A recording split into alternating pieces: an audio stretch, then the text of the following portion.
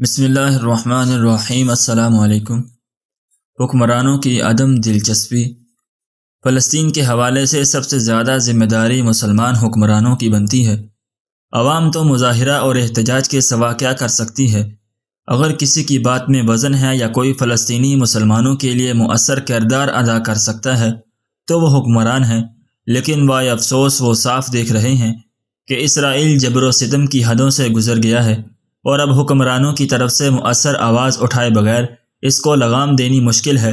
لیکن اس کے باوجود وہ امریکہ کے خوف سے اس بارے میں کچھ نہیں کہتے کہ کہیں دنیا کی واحد سپر پاور اپنے پالے ہوئے جنگلی سور کے خلاف بولنے پر ناراض ہو کر ان کے اقتدار کے خلاف سازشیں نہ شروع کر دے۔ لیکن قسم خدائے بزرگ و برتر کی اس سنگین ظلم پر خاموشی اتنا سخت گناہ اور خدا تعالیٰ کی ایسی شدید ناراضگی کا سبب ہے کہ امریکہ آپ کے اقتدار کا حامی ہو یا مخالف، اس بے حسی کے جرم پر قدرت کی گرفت اس دنیا میں ہی ہو کر رہے گی، اور امریکہ کی مخالفت سے خدا کی پناہ پکڑی جا سکتی ہے، لیکن اللہ تعالیٰ کی ناراضگی سے بچنے کے لیے کوئی جائے پناہ بھی نہیں ملے گی۔ اس وقت مسلم امہ ایسے انتشار کا شکار ہے اور مسلمان عوام ایسے بے حس ہو چکے ہیں کہ اتنے بڑے واقعے پر چند ایک بیانات اور مطالبات کے علاوہ کوئی قابل ذکر رد عمل سامنے نہیں آیا۔ دوسری طرف تمام بڑی بڑی غیر مسلم طاقتیں اسرائیل کے ساتھ ہیں اور اس کو اتنا مضبوط کر چکی ہیں کہ نہتے فلسطینی مسلمان تو کجا، کوئی عرب یا غیر عرب ملک اس کے خلاف کوئی مضبوط قدم نہیں اٹھا سکتا۔ سب مذاکرات پر زور دیتے ہیں اور ان کی کامیابی کی تمنا کرتے ہیں، لیکن آج تک اس سے قبل دنیا میں کسی حقدار کو اس کا حق بات چیت سے نہیں ملا۔ یہود جیسی مکار قوم مسلمانوں کو اگر ان کا حق زبانی کلامی کوشش سے دے دے تو اسرائیل کے قیام کی ضرورت ہی کیا تھی؟ فلسطینی مسلمانوں نے تو ہمت نہیں ہاری، وہ جدید ترین اسلحے کا مقابلہ غلیل سے کر رہے ہیں، اور ایک ہتھیار ان کے پاس ایسا ہے جو اس وقت کام دیتا ہے جب سارے ہتھیار کام چھوڑ جاتے ہیں، یعنی فدائی حملہ۔ سو اس وقت فدائی حملے ان کا سب سے بڑا ہتھیار ہے۔ مسجد اقصیٰ اگر وہ واپس نہیں لے سکتے تو اس کے لیے جان تو دے سکتے ہیں، سو وہ دے رہے ہیں، لیکن فلسطین سے باہر دنیا بھر کے مسلمانوں کے لیے سوچنے کا مقام یہ ہے کہ صورتحال یوں ہی رہی تو انجام گلستان کیا ہوگا؟ فلسطینی مسلمانوں کو اس مشکل وقت میں تنہا چھوڑ دیا گیا تو دنیا بھر میں جہاں جہاں مسلمان اقلیت میں ہیں اور ان کے خلاف دشمنان اسلام تباہ کن یلغار کے لیے پر تولے بیٹھے ہیں، ان کے تحفظ کی کیا ضمانت رہ جائے گی؟ کاش آج کوئی سلطان صلاح الدین ایوبی نہیں جو تاریخ کا رخ موڑ سکے، لیکن اس کی وجہ یہ نہیں کہ مسلم امہ بانجھ ہو چکی ہے۔ آج بھی سلطان صلاح الدین کے جانشین پیدا ہو سکتے ہیں، لیکن اس کے لیے ضروری ہے کہ مسلم نوجوانوں میں لہو و لعب کو رواج دینے کی بجائے مقاصد عالیہ کے حصول کی فکر پیدا کی جائے، انہیں فسق و فجور کے رجحانات سے بچا کر جہاد کے ذوق اور شہادت کے شوق سے آشنا کیا جائے، ان میں فحاشی و بے راہ روی کے جراثیم کے پھیلاؤ کی روک تھام کر کے ایثار و تقویٰ کا جوہر پیدا کیا جائے۔ باخدا آج ایوبی کے کتنے فرزند ہیں جو اس کے جانشین بن سکتے ہیں، لیکن انہیں مردار دنیا کا طالب اور عیش پرستی کا دلدادہ بنا دیا گیا ہے۔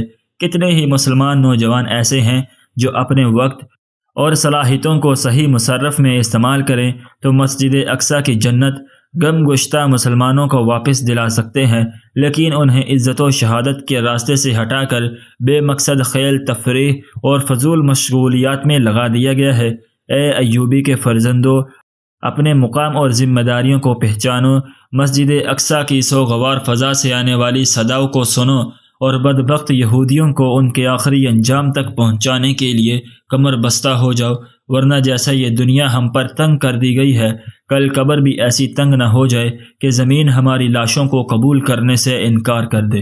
اے مسجد اقصیٰ، تجھے عزت بخشنے والے کی قسم، تیرے بیٹے تجھے واگزار کرنے کے لیے جان کی بازی لگا کر رہیں گے۔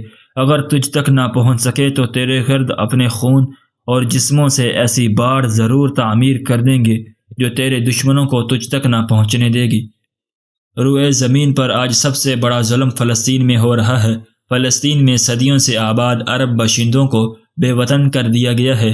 ایک سازش کے تحت دنیا بھر سے یہودیوں کو لا کر وہاں بسایا گیا اور اسرائیل کی ناجائز مملکت قائم کر کے عربوں پر ظلم و ستم کے پہاڑ توڑ دیے گئے ہیں۔ فلسطین پر عربوں کا حق ثابت کرنے کے لیے درج ذیل نکات تاریخی حیثیت رکھتے ہیں۔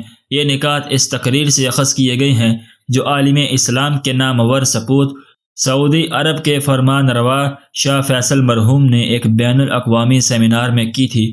یہودی فلسطین کے اصل باشندے نہیں ہیں۔ یہودی دراصل بیرونی حملہ آور تھے جو فلسطین پر طاقت سے مسلط ہونے کے کچھ عرصہ بعد فلسطین میں رہے اور اس کے بعد نکال دیے گئے۔ فلسطین میں ان کی موجودگی کا عرصہ نہایت مختصر تھا۔ فلسطین میں حضرت سلیمان علیہ السلام کے زمانے سے لے کر اب تک کبھی خالص یہودی حکومت قائم نہیں ہوئی۔ فلسطین میں یہودیوں کی کبھی اکثریت نہیں رہی۔ جب فلسطین سے یہودیوں کو نکال دیا گیا تو اس میں صرف اس کے اصل باشندے ہی رہ گئے جو شروع سے لے کر آج تک وہیں رہ رہے ہیں۔ 1600 سال کی طویل مدت کے دوران فلسطین میں کبھی کوئی یہودی آباد نہیں رہا۔ عربوں کی حکومت تقریباً 7ویں صدی سے فلسطین میں رہی۔ آج وہاں سینکڑوں تاریخی عمارات موجود ہیں جو عرب طرز تعمیر کا نمونہ ہے۔ بے بس اور مظلوم عورتوں کی چیخیں جتنی تیز ہوتی، سنگ دل رومی آج کا یورپ اس زمانے میں روم کہلاتا تھا کہ کہہ کے اتنے ہی بلند ہوتے جاتے تھے۔ اس نے ایک زور کا تھپڑ بھی عورت کے منہ پر جڑ دیا۔ عزت دار خاتون سے یہ ذلت برداشت نہ ہوئی تو وہ بے اختیار پکار اٹھی، اے معتصم تم کہاں ہو؟ اے ہمارے حکمران ہماری مدد کون کرے گا؟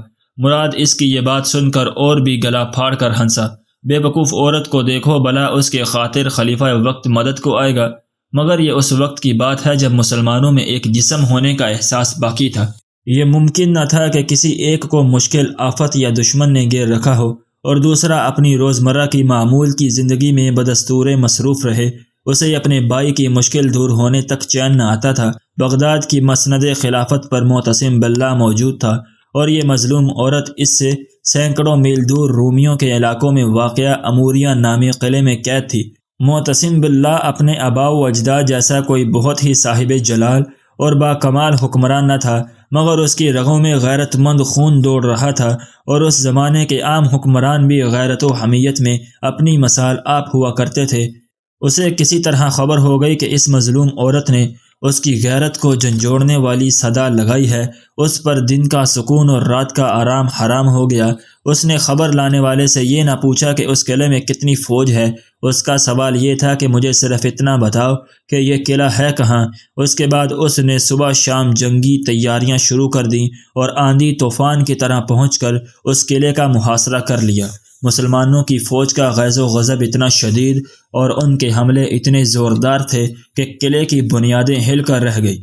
دشمن کو ہتھیار ڈالنے پر مجبور ہونا پڑا اور جب وہ سنگدل شخص جو قیدی عورت پر ظلم ڈھاتا تھا گرفتار کر کے معتصم باللہ کے سامنے لایا گیا تو اسے علم ہوا کہ یہ قوم واقعی غیرت مند ہے جو اپنے ایک فرد کے بدلے کے لیے بھی اس طرح بے چین ہوتی ہے جیسے انسان اپنی چنگلی کی تکلیف پر بے تاب ہوا اٹھتا ہے۔